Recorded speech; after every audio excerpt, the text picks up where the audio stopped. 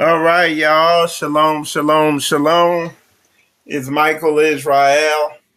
We have a good show for you today. Not going to be on here too long. And what we're talking about is being a light to others. What does it mean? What does that truly mean?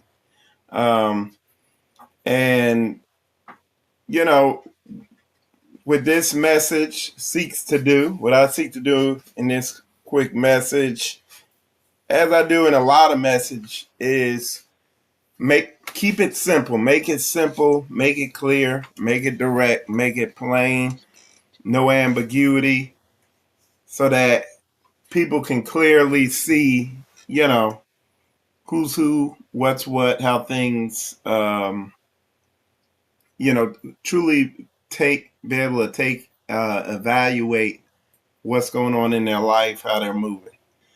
So the Most High He wants us to have life and have it more abundantly. The Most High, you read in the book of Proverbs, he says a wise man gives his children's children an inheritance. Okay, and when you think about it, children are watching to see if they want, naturally when your children, as they grow up, they have a natural inclination or want to be with and like their father, particularly boys, and they want to be with and around their parents. You know what I'm saying? I was talking to somebody, and I know growing up with my father, I wanted to be around him wherever he went. I want to be doing whatever he was doing. I can't even articulate that feeling and that urge that's naturally there. And so it's like it's a given. It's not something you have to work on and cultivate when you have children. They want to be with you, especially when they're young. They want to be like you. You know what I'm saying? And it's imperative, like you're going to see with this message I'm doing right here, that you give them something solid to want to be like and to want to be with. And we're going to unpack that more. And let's see.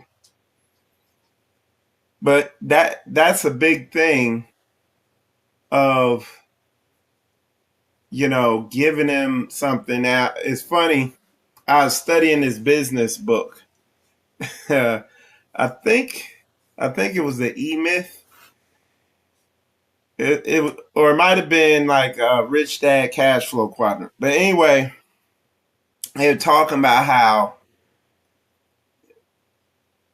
this man, he had a business, but the business, he wasn't running the business correctly, and he was getting up early.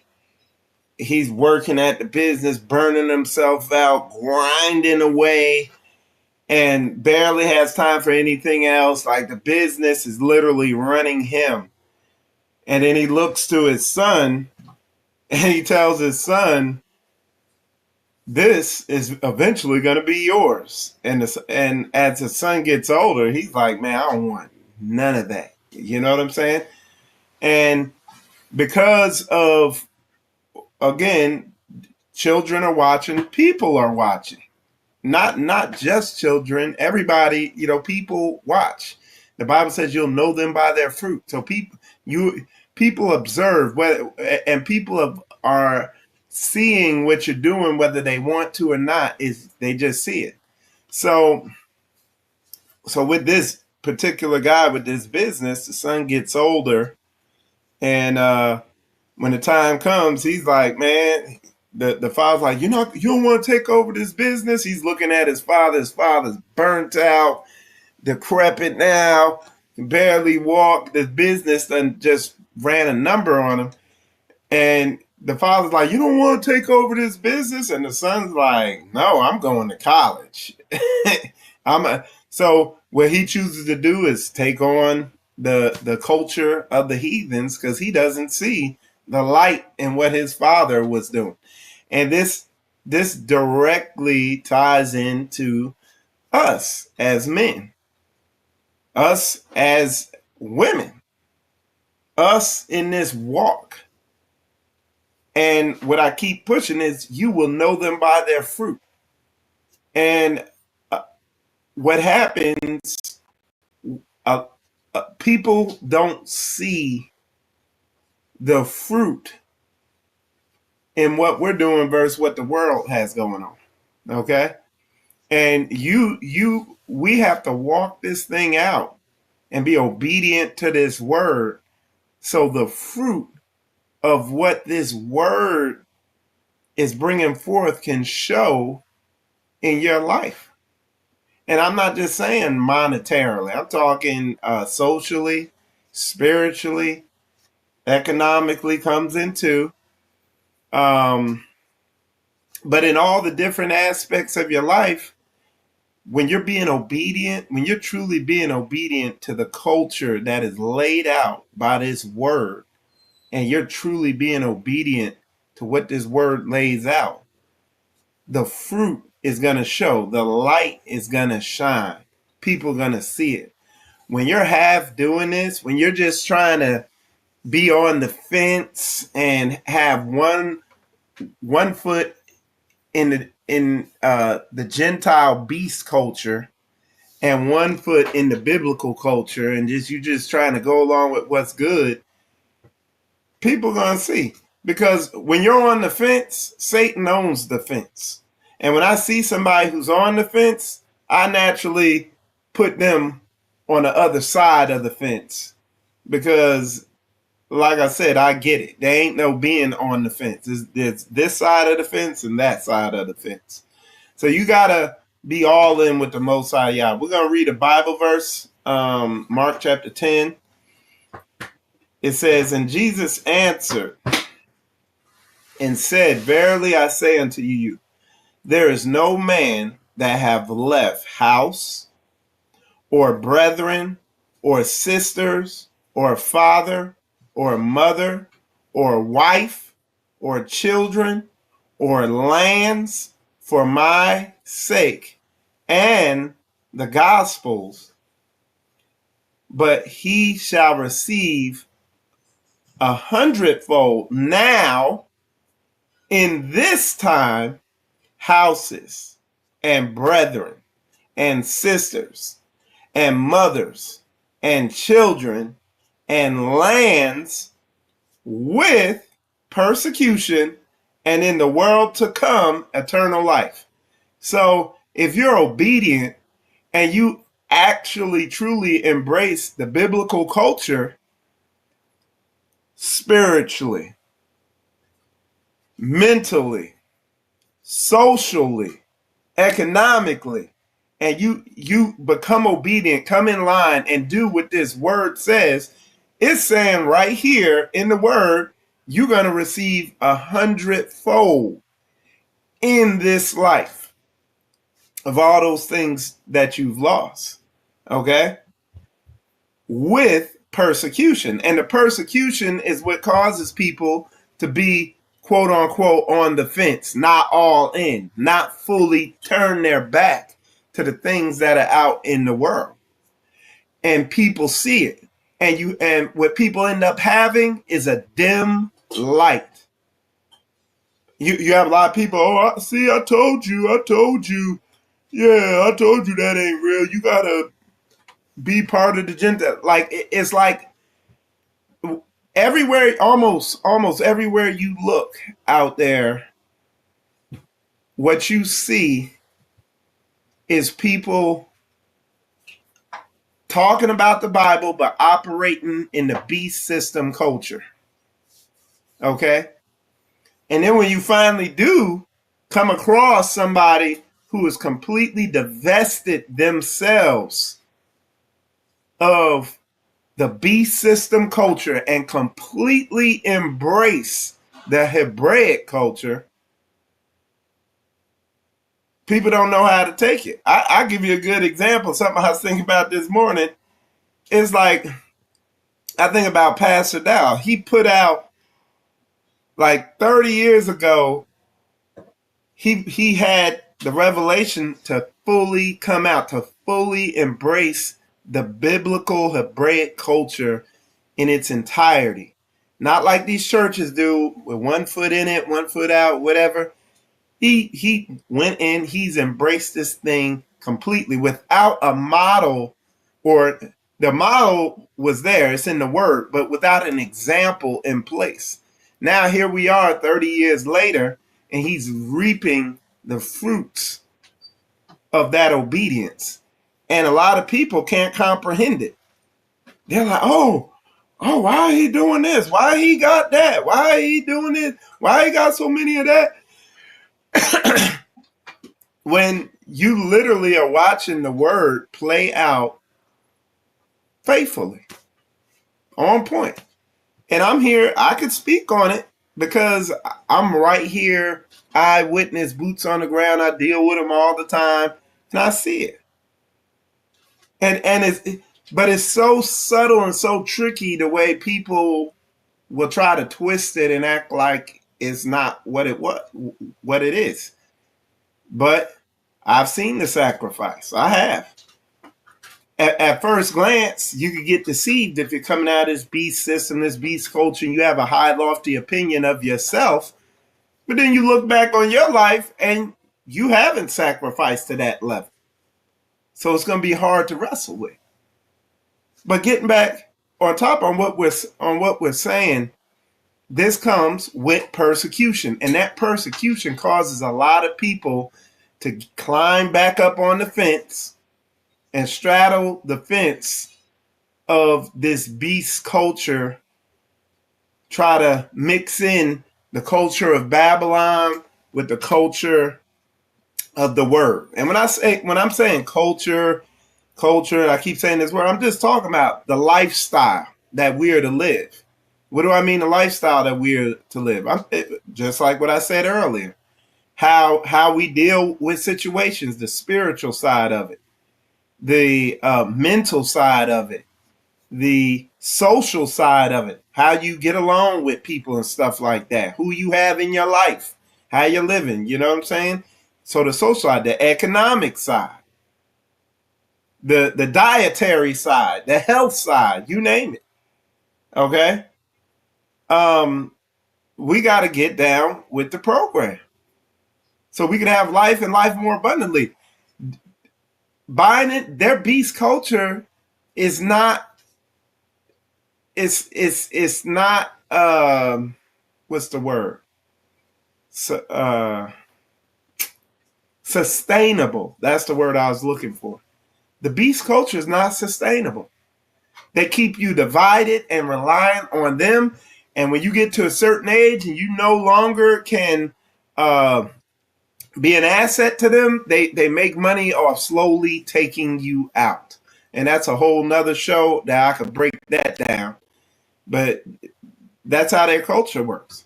Our culture, the biblical lifestyle is sustainable and repeatable. Is based on the word is based on love. Again, that there is another show I could do. So for me, I appreciate the example laid out, the model. I would even go to say the framework laid out by Pastor. A lot of people, because they come into this thing with a religious Christian mindset, they're not looking at it. I look at it from a cultural and a national, like a nation perspective. That's how I approach. That's how I operate and exist in straightway on that level. And that's how I look at stuff. But you got a lot of people who come into this from a church perspective, from a Christian church ideology where, and they have that mindset. And that's why they struggle, and they don't get it. I get it. I get the model that was laid out, and the framework, and I'm operating and working that framework. You know what I'm saying? In that capacity. Again, that could be a whole nother show right there. Let me see. It says so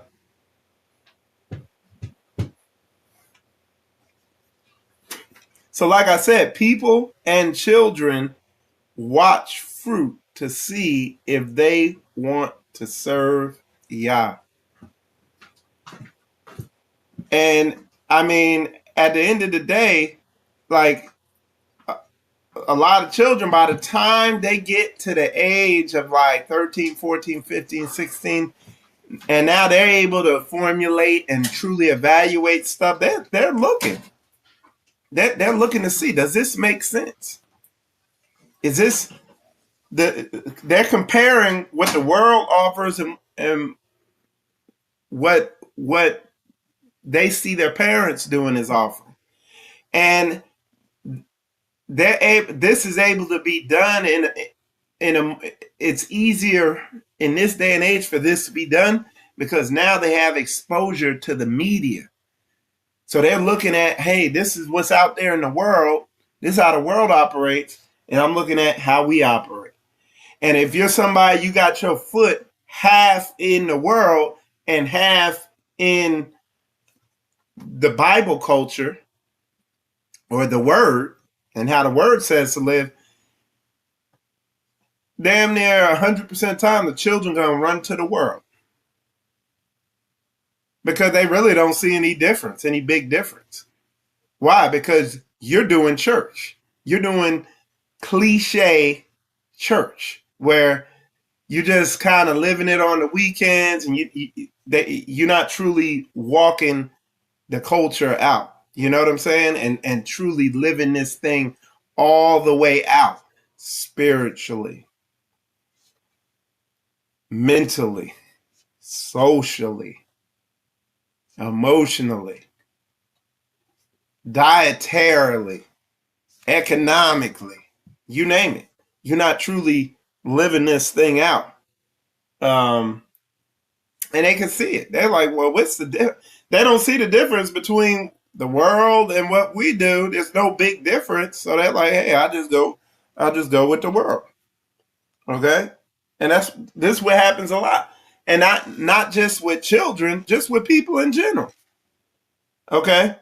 So we're going to read 2 Timothy chapter 4. We're going to start at verse 1. I charge thee, therefore, before God and the Lord Jesus Christ, who shall judge the quick and the dead at his appearing and his kingdom. Listen, preach the word, be instant in season, out of season, reprove, rebuke, exhort with all long suffering and doctrine. For the time will come when they will not endure sound doctrine, but after their own lusts shall they heap to themselves teachers having itching ears. And they shall turn away their ears from the truth and shall be turned unto fables. But watch thou in all things, endure afflictions, do the work of an evangelist, make full proof of thy ministry. Okay? So be about that action. Be a light. Okay?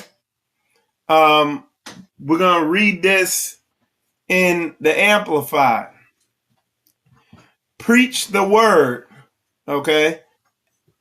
As an official messenger, be ready when the time is right, and even when it is not, keep your sense of urgency, whether the opportunity seems favorable or unfavorable, whether convenient or inconvenient, whether welcome or unwelcome.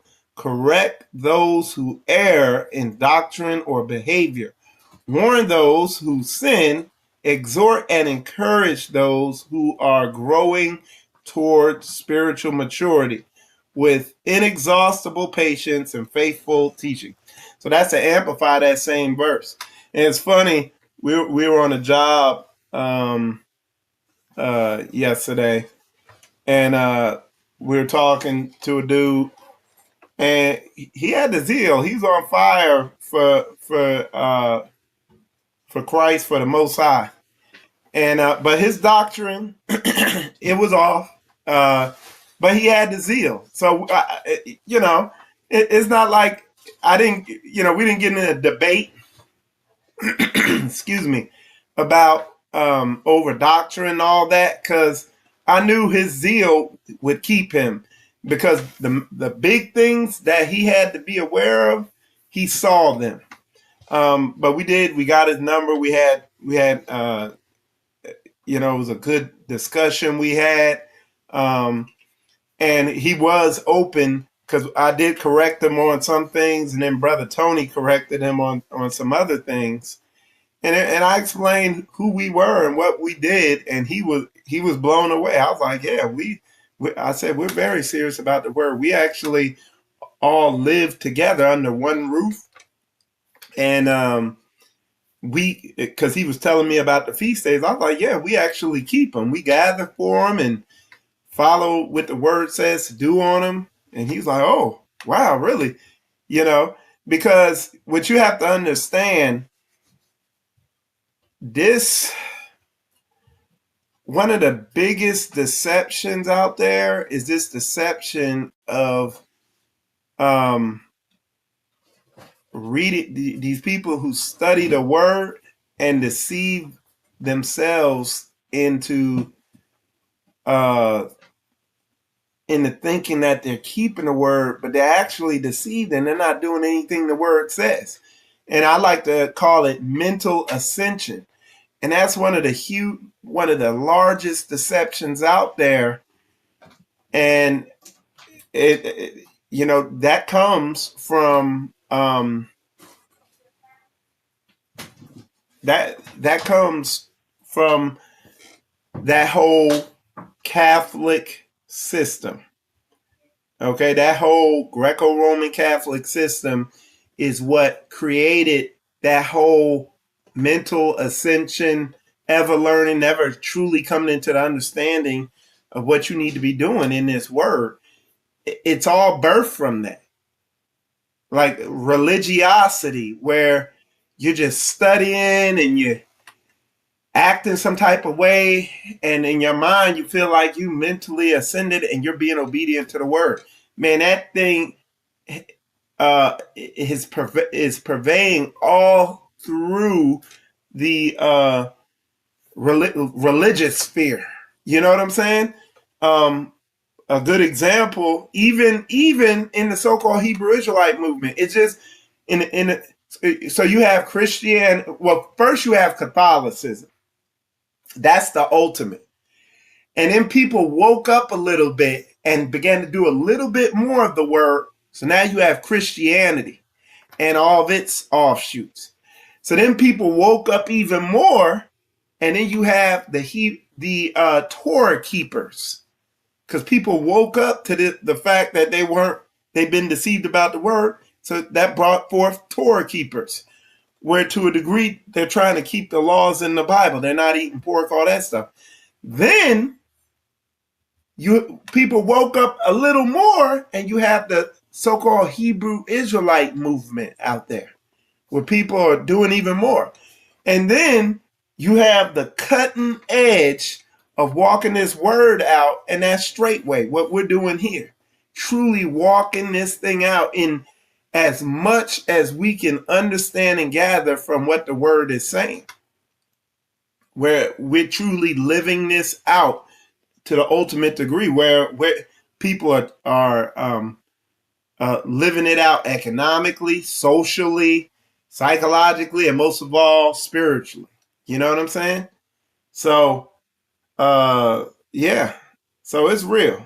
But it's levels of deception. And I get it. People are in that deception. And I didn't, I wasn't gonna go to war with his theology right there. That's trying to win the brother, And then he can see by the way we live, he could get a powerful testimony of just seeing how we live, how we operate, and everything like that. Lastly, I'm going to read Matthew chapter 5, verse 16. Let your light so shine before men that they may see your good works. Your good works, not talk, your good works, and glorify your Father which is in heaven. Okay? Y'all, I'm Michael Israel. You watching Spiritual Combat. Appreciate all y'all tuning in. And shalom, shalom.